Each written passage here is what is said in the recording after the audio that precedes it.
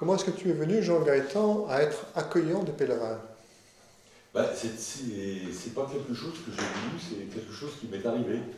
En fait, il y a une douzaine d'années, je voulais prendre le chemin, puis j'y arrivais pas. Il y avait toujours une bonne raison, une mauvaise excuse de ne pas le faire.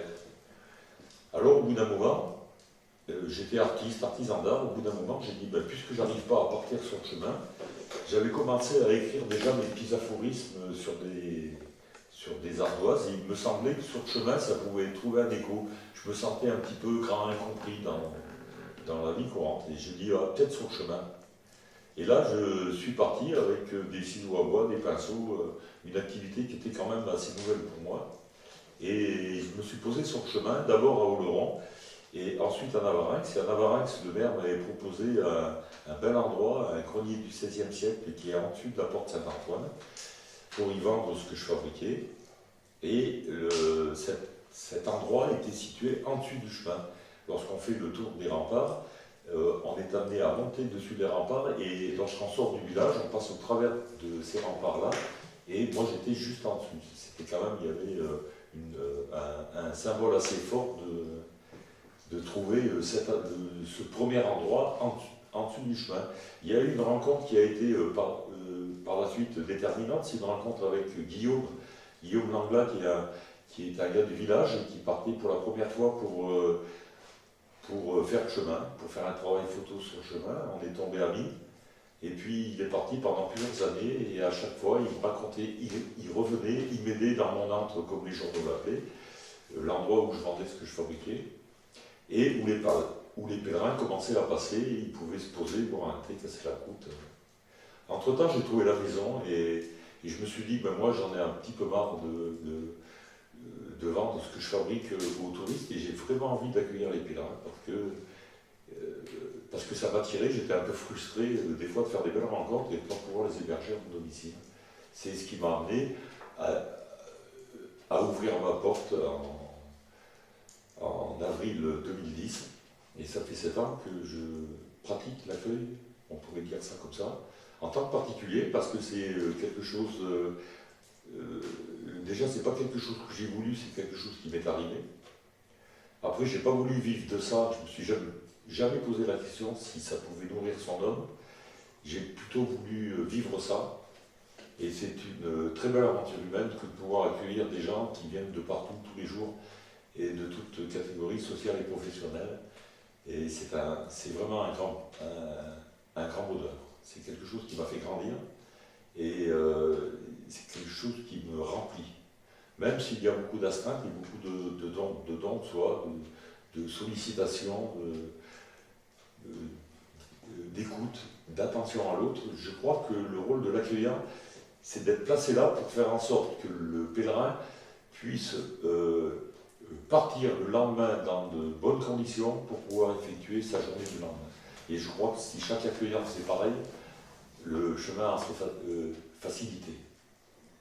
Voilà ce que j'ai à dire par rapport au témoignage que je peux porter. Moi, c'est quelque chose qui m'est arrivé, et j'ai un grand bonheur à le vivre. Très bien, merci. Voilà.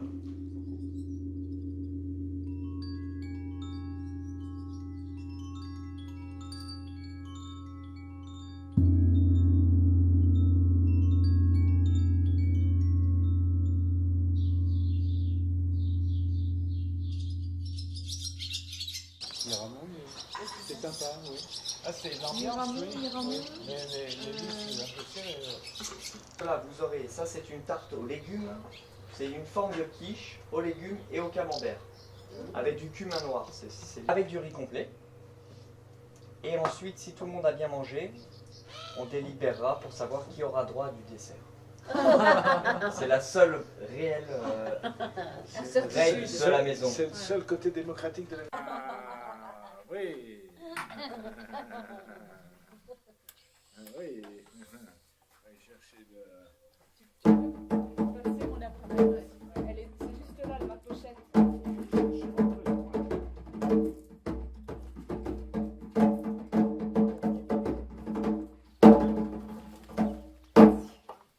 Bonsoir les pèlerins. Je m'appelle Mamadou. Vous allez manger les salades balade et moi je vais les raconter.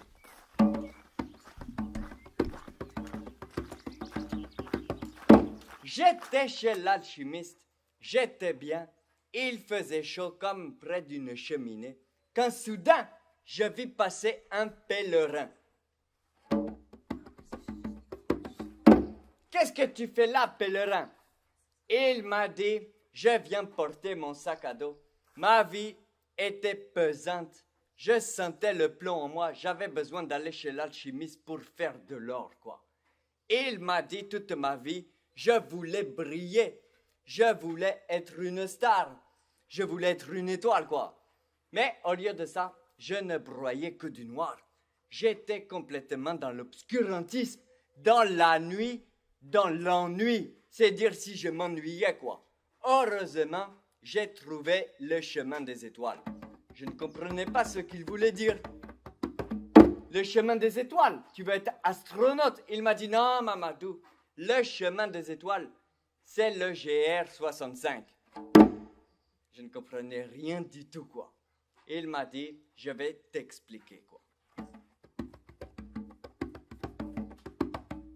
Ce pèlerin, qu'est-ce qu'il apprenait sur son chemin?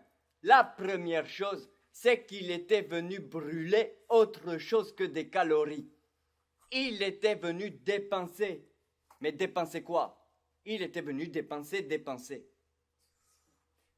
Oui, ce pèlerin, il m'a dit le chemin de Saint-Jacques, le chemin spirituel, ce n'est pas dans la tête qu'il se passe.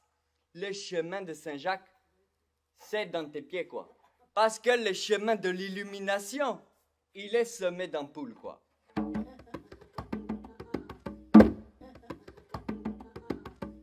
Bref, il commençait à avoir mal, quoi. À avoir mal, en fait, il se rendait compte qu'il cherchait le bon sens des choses. Mais c'est le chemin, tu n'as pas à chercher le bon sens. Tu as juste à suivre les balises, quoi. C'est comme ça que tu ne balises plus, quoi. Ce pèlerin a cherché le bon sens, il remettait tout à l'endroit. Et le mal, il a commencé à renverser le mot. C'est comme ça qu'il a commencé à écouter l'âme. Il a commencé un peu à agir avec ce qu'il entendait de plus profond en lui. C'est comme ça que tout devenait magique, quoi. Parce que si l'âme agit, tu vois la magie, quoi. Bref. Il était complètement allumé, quoi. C'est aussi pour nous un moment de partage très important. C'est une prolongation de nos dimensions communautaires, de nos dimensions spirituelles aussi. C'est un moment où il y a l'aventure au détour du chemin. C'est pour les personnes qui sont souvent pourtant assez fragiles et qui ont besoin d'une certaine stabilité, le fait d'accepter de changer de lieu chaque soir. J'ai beaucoup connu quand il était petit et je voulais les associer tous les deux à mon chemin et pour moi ça a été une participation entière. J'étais toute seule mais on était 3 tout le temps. Et sinon j'ai des amis qui me donnent des noms de personnes qui sont malades ou pas et je pars en pensant à eux, en priant pour eux. Je trouve que pour moi le chemin c'est plus comme un don, ou je ne sais pas, ou des pensées pour des personnes que je connais ou pas, j'aime bien ou pas, et je les fais partager ce que je vois, ce que je ressens, et ils sont à côté de moi. Ça, c'est mes motivations. Je suis à la recherche d'une lumière, de, je sais pas, de quelque chose de vraiment, quelque chose qui est en moi, et puis le chemin, il me donne plein de signes, en fait. Et à chaque fois, sur le chemin, il se passe des choses qui pourraient se passer chez moi aussi, mais comme je suis plus ouverte sur le chemin, je vois plus ces choses-là. Le donativo, c'est un nom espagnol qui veut dire on donne ce qu'on veut. Qu'on donne ce qu'on peut, en fait. Et ça, c'est quelque chose d'ancestral sur le chemin où les pèlerins passaient et toquaient à la porte en disant j'ai faim, j'ai soif, j'ai besoin de dormir. Et puis les gens ouvraient leurs portes et leur accordaient une gîte et couvert, et les pèlerins laissaient, lorsqu'ils avaient un peu d'argent, qui leur semblait juste ou pas, mais avec une participation libre, à l'accueil qui était pratiqué. Et ça a perduré. Alors, les haltes chrétiennes l'ont beaucoup fait, ils le font encore, mais pas seulement. Il y a des particuliers qui ont dit ben, moi j'ai envie d'accueillir les autres, et puis ben, moi, et c'est mon cas personnel, j'ai pas envie de mettre un prix. Quoi. Je ne sais pas quel prix mettre, je ne sais pas ce que ça vaut, et ça ne m'intéresse pas. C'est-à-dire que moi, tous les jours, j'ai choisi d'ouvrir ma porte et de dire à la vie Amen. Amène-moi mon lot de rencontres pour aujourd'hui. Et puis, j'ai un grand plaisir à avoir des gens qui n'ont pas d'argent. Moi, lorsque quelqu'un frappe à 8h du soir à ma porte et me dit Jean-Pierre, j'ai pas de pognon, je suis dans la merde. Ah, mais viens, et rentre. Il y a de quoi manger, regarde. Et il y a de quoi laver ton linge, lave ton linge, repose-toi, prends une journée de repos, reprends des forces et repars. Et ça, c'est quelque chose que j'avais envie de vivre. Et pour moi, il était hors de question de dire que ce service-là, s'il en est un, est un prix. Et on est quelques-uns, on n'est pas les légion, et on doit être une bonne dizaine à peu près sur la voie du Puy à pratiquer ce genre d'accueil. C'est-à-dire qu'on ouvre sa porte et puis on accueille celui qui vient, et puis s'il te laisse quelque chose de manière anonyme, il te laisse quelque chose, il te laisse rien, il te laisse rien, et quelquefois, et je dois dire que les gens sont quand même très généreux.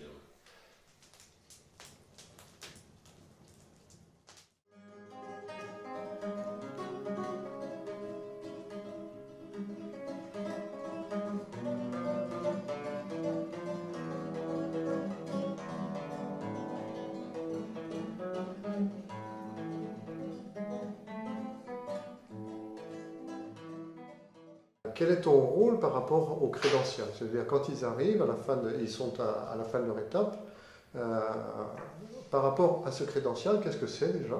La crédential, c'est quelque chose d'important pour eux parce qu'en fait, c'est une sorte de livret où ils peuvent faire tamponner tous les soirs leur passage.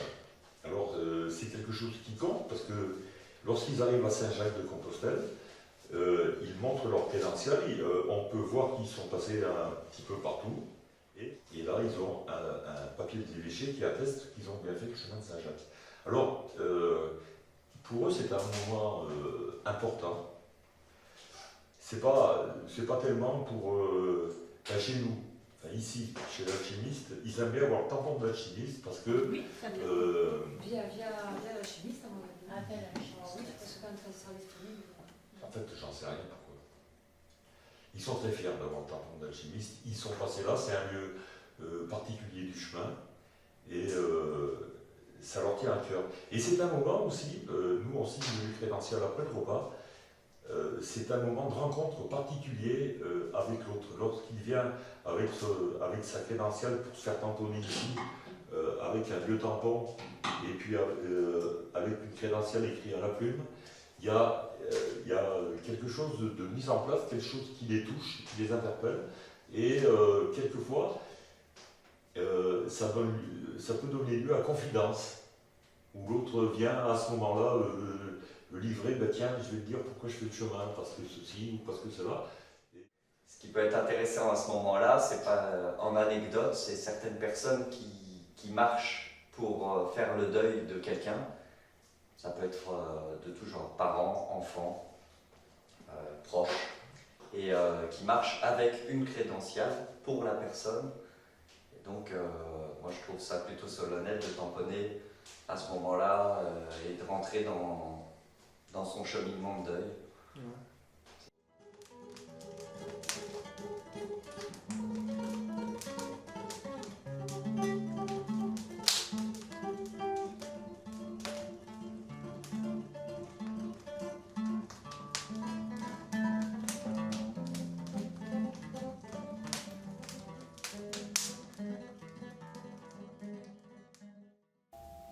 Si cette idée vous plaît, imaginez maintenant que l'énergie de la Terre commence à monter par les pieds.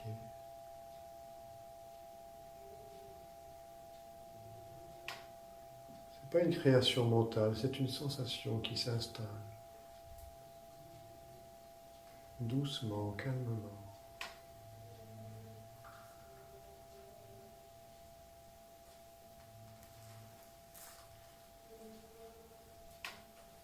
Une énergie qui apaise.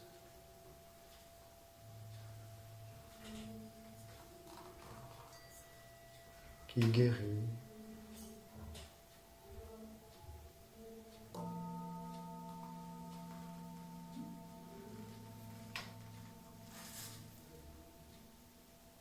Comme la sève de l'arbre qui remonte le long des jaunes.